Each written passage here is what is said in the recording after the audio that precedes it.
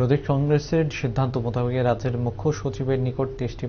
মহকুমা শাসকের মাধ্যমে রাজ্যে সম্প্রতি বন্যায় ক্ষতিগ্রস্ত পরিবারগুলোকে পর্যাপ্ত ক্ষতিপূরণ, জাতীয় বিপর্যয় হিসাবে ঘোষণা করা, ভেঙে যাওয়া রাস্তাঘাট সংস্কার, বিভিন্ন সরকারি সংস্থা থেকে ঋণ গ্রহীতাদের আগামী 6 মাস পর্যন্ত ঋণ পরিশোধ বন্ধ রাখা, বর্ধিত বিদ্যুৎ মাশুল আগামী 1 বছরের জন্য স্থগিত রাখা সহ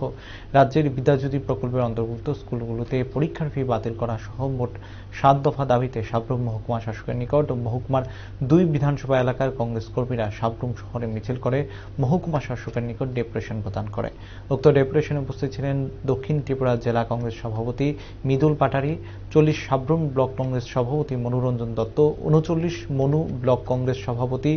থইকুই মগ, বরিষ্ঠ কংগ্রেস নেতা চেলাফ্রুম মগ, যুবনেতা তাপস ভৌমিক সহ কংগ্রেস নেতৃত্বরা। ডেপুটেশন প্রদানকালে মহকুমা শাসক উপস্থিত না থাকায় কংগ্রেস প্রতিনিধি দলের কাছ থেকে ডেপুটেশন গ্রহণ করেন ডিসিএম মনোজ প্রভাকর পাল।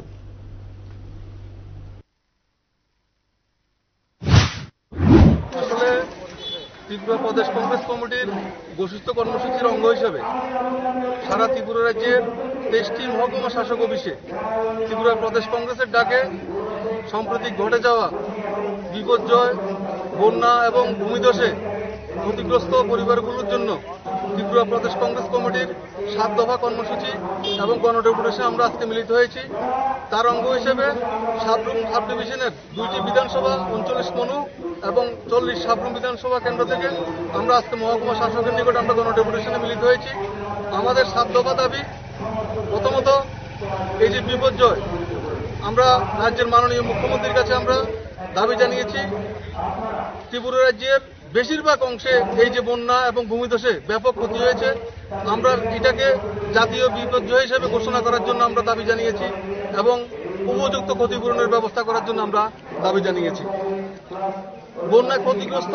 বিভিন্ন কৃষক, মৎস্যজীবী, পশুপালন যারা যারা করেছে তাদের ব্যাপক হারে ক্ষতি হয়েছে। আমরা তাদের দল মত নির্বিশেষে সমস্ত কিছু উপেক্ষা করে আমরা দাবি জানাচ্ছি ওই সমস্ত যারা সত্যিকারে ক্ষতিগ্রস্ত তাদেরকে উপযুক্ত ক্ষতিপূরণ প্রদান করার জন্য।